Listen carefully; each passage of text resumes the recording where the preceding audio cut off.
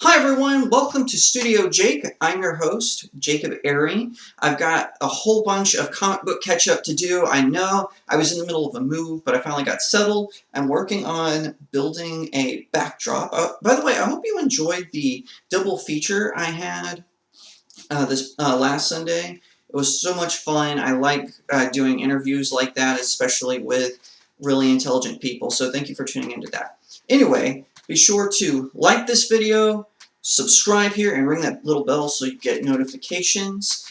And check it out. I've got a whole bunch of comic books to cover today, right here on Studio Jake.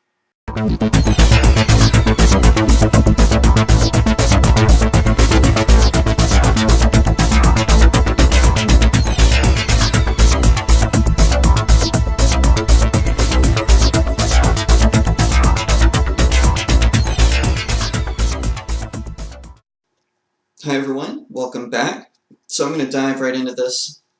We have Batman the Gift. Now, as you can see, I'm 3 months behind on reviewing these suckers.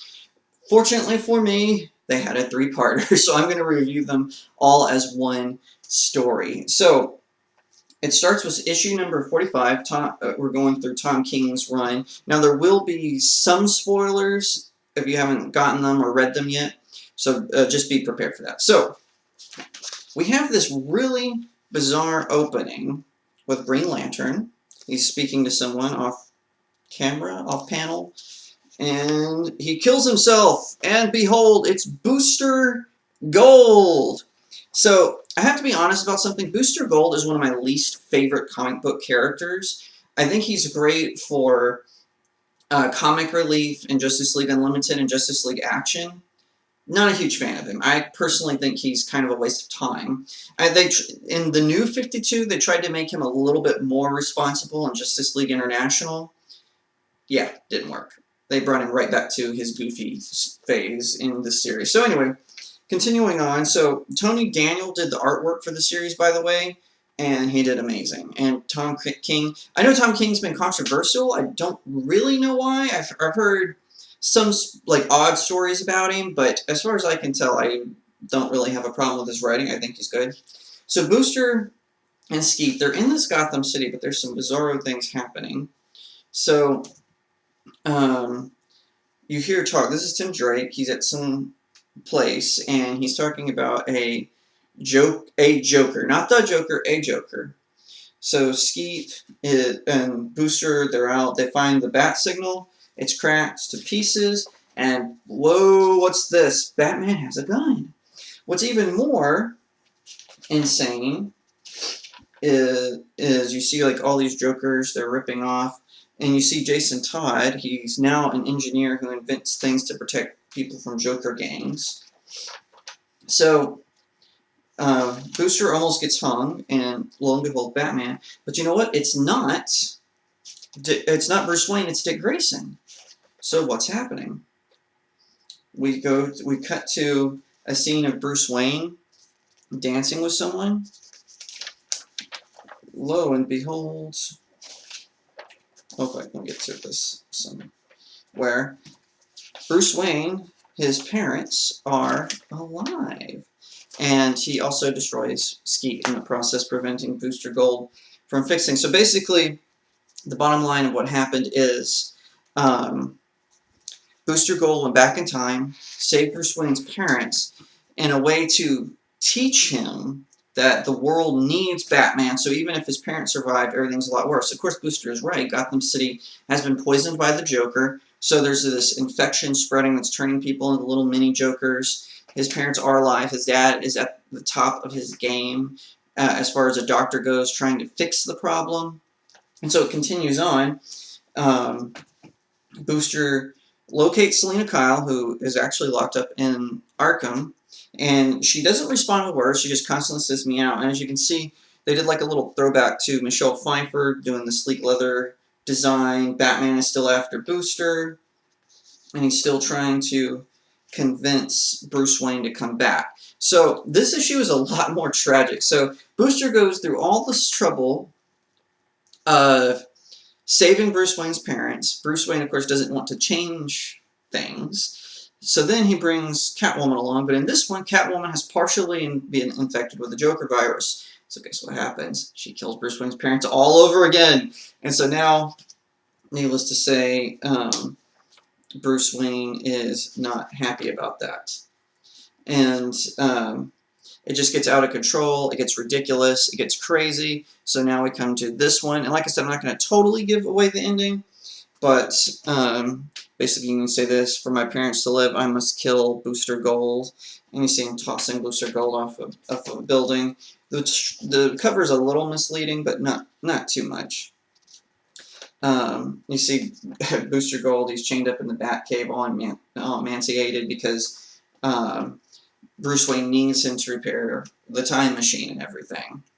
So it's supposed to be like this grand, the whole reason it's called The Gift is it's supposed to be like this whole wedding gift. Now, like I said, I don't like Booster Gold, and to me, this comic run, The Gift, while I did enjoy it, I found it highly entertaining. I have to say, I'm still not impressed with Booster Gold. If anything, this series made me hate him even more. That was possible. So, needless to say, not a fan of Booster Gold. I think he's kind of an outdated, overrated character, and his appearance in Batman, to me, only proves this. I did kind of enjoy the concept of the series. Again, I think Tom King is a good writer. He kind of has a bad habit of stalling, because he's trying to wait till issue 50 to do the wedding, and so he's stalling by doing like all these sidetrack stories. So, you know, that I have to admit is starting to grate on me. I'm kind of ready for him to just move it forward. But we'll see. I think, like I said, I did still find this entertaining, even though it had one of my least favorite characters in the DC Universe. Alright, so we're moving on to Peter Parker, the Spectacular Spider-Man, the conclusion of Amazing Fantasy series. Don't worry, I won't give any spoilers. There might be some in the next issue, but not for this one. So, a little bit of a backstory. Spider-Man and the Avengers, they're fighting a robotic force that was summoned by the Tinkerer, who's one of Spider-Man's worst enemies. Long story short, he and his maybe sister, Teresa, and she's using some version of Falcon's flight gear, which is like a combination of Falcon and Vulture's. They go, the two of them, along with J. Jonah Jameson, go into the past when Spider-Man was first starting out, just before his epic battle with Green Goblin on the bridge where Gwen Stacy dies. So, in this one, Spider-Man, he's been helping his younger self out. Now, they're using Dr. Doom's time machine, and Dr. Doom told them that anything they do in the past will not affect the future. He's recalibrated the time machine. So Spider-Man's just having a good old time. He's teaching his younger self. Unfortunately, J. Jonah Jameson, he goes to his past self, who's younger, more idealistic, and hates Spider-Man with a passion. So this guy is planning on exposing Peter as Spider-Man. Well, the Green Goblin finds this out, and he, instead of kidnapping Gwen Stacy, he kidnaps Aunt May and Peter. So the future Spider-Man, he goes, and it leads to kind of this epic showdown while J. Jonah Jameson and Teresa are trying to track down the Tinkerer. So, and one thing I like about this is they kind of do like a throwback art style to this series, so it looks classic. I mean, it's not spot on, but I'm really enjoying it. I think it's fantastic, and I definitely think that you should, if you're not reading this series, pick it up. It's fantastic. And of course, if you're in the LA area, I always recommend you go to Earth 2 Comics on Ventura Boulevard in Sherman Oaks. They have some of the best possible deals. But anyway, I really enjoy it. It kind of has a twist at the end, and I'm going to explore that when we cover the next issue. Okay, moving right along to issue 304 of Peter Parker, the Spectacular Spider-Man. And of course, Amazing Fantasy ended, so now we're to No More, Part 1. So, again, everything's going smoothly. They've got the information from the Tinkerer. They stopped the Green Goblin spree. Now, they use the time machine, and warning, there is some spoilers to Amazing Fantasy if you haven't read it. So just fair warning. moving right along. So J. Jonah Jameson's Spider-Man and his sister. We discover that Teresa actually is Peter's sister. It wasn't a lie concocted by enemies of Spider-Man. She actually is his sister. His parents had her while they were undercover in that mission that eventually got them killed. And so Peter's really excited that he actually has a real sister. Teresa's excited to be part of a family, and they're moving forward. So they're on the time machine, traveling, and again, now, according to Dr. Doom, the time machine would have no effect on the future. So Spider-Man had no problem breaking the temporal directive, as it was. He helped a younger version of himself and all this crazy stuff. So the time machine, however, malfunctions, and they end up a little bit into the future, but not to their original starting point. So there's in this alternate timeline that they created. So they're basically doing a Dragon Ball Z effect. I don't know if you're familiar with Dragon Ball Z, but basically how they explain it in Dragon Ball Z is when you use a time machine to go to the past and you change things, the future changes, but that original future still exists, but as an alternate timeline. So that's basically what's happened here. So Peter, in the past, the past Peter, he actually decided not to become Spider-Man. He gave it up, and instead he became a famous scientist. The problem was, because of that, Norman Osborn got out of prison, got a pardon after doing some stuff, and became the president. So so now the Avengers, because Norman is such as a technological genius, he's outlawed superheroes, and the Avengers are underground, and Peter refuses to help them. So what he's doing is he's providing them with information and technology and whatnot, but he's not helping them with his powers. And this is, of course, making his girlfriend Gwen Stacy, who's still alive, she never died in this series. So we're moving right along, and I just, as a review, I love this series. I think it's fantastic. I think that they do a good job, and as you can see, they're going for a classic look. So this is kind of the classic style of Gwen Stacy, how she was drawn.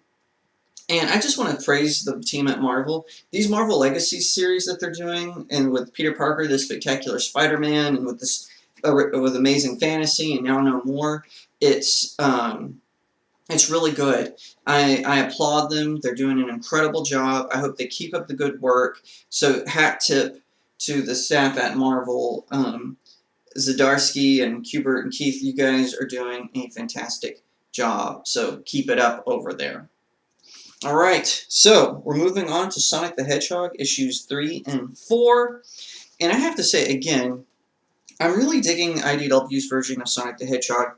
I have to admit, I miss kind of the originality of the Archie comics, but I am liking what the personifications of these characters. They're doing a good job. So just a little bit of a backstory. You can check out what I had in All About Sonic for the first 2 issues, but basically they've already defeated Robotnik, but what's called the Badniks, that's Robotnik's army of evil robots, they're still wandering around. They're doing raids and stuff, and so Sonic and the Resistance, they're traveling from village to, Sonic in particular is traveling from village to village trying to save people, and he hooks up with Knuckles, who's supposed to be the leader of the Resistance, but Knuckles is kind of like, listen, I miss action, so I'm doing this thing, and together, what's the frenemies, I guess.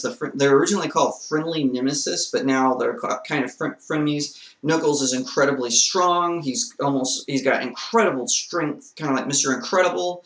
And then Sonic, of course, has incredible speed, and they work together to save the village. So Sonic is trying to find who is controlling these badniks. And we move along to issue 4, where, as you can see, they've introduced Blaze. Blaze is actually from another dimension. She controls fire. She's incredibly powerful. And one of the things, she's from kind of a newer video game character. And in this one, they introduce a new character, Tangled the Mongoose, who has like this whiplash kind of tail that she uses to sling Sonic and his friends up. Really good stuff. I'm enjoying the series. a great deal. I like it a lot. I was kind of surprised. It is more for a younger audience. It's more for kids, but I'm still enjoying it. I mean, it's fun.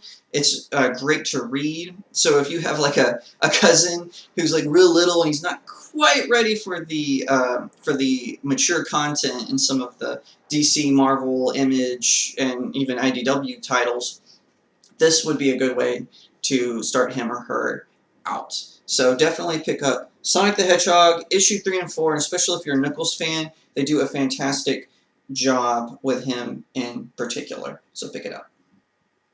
Thank you everyone so much for watching. I hope you enjoyed these comic book reviews. I've got plenty more on the way. We're going to be talking about movies, pop culture, nerd culture, everything in between. I'm even going to cover some really cool books that I've been reading, so don't forget to check those out as well. So, anyway, long story short, we've come to the end of our episode. Be sure to like and subscribe here on StudioJake. Ring that little bell so you get notifications when I put new stuff out. A vlog every Wednesday and a new episode every Sunday. Like I said, I do all kinds of stuff. Be sure to follow me on Twitter at RealJacobAiry. Instagram is real.jacob.airy. Facebook is author Jacob Airy, and also check out my blog, jacobairy.blog. It's really blown up. I've got over 3,000 subscribers. To that, I want to thank everyone for that. I've got movie reviews, top 10 lists, more top lists. I've got top list, by the way, list. I've got all kinds of amazing stuff, so be sure to check that out. And I'm also a staff writer over at the Daily Wire, so you can check out my political and news commentary at thedailywire.com. Every once in a while, they let me write about nerd culture. Just recently, I did the top 10 reasons why Heath Ledger is the best on-screen Joker, so be sure to check that out. I hope everyone has a blessed day. I'll see you next time, right here on StudioJake.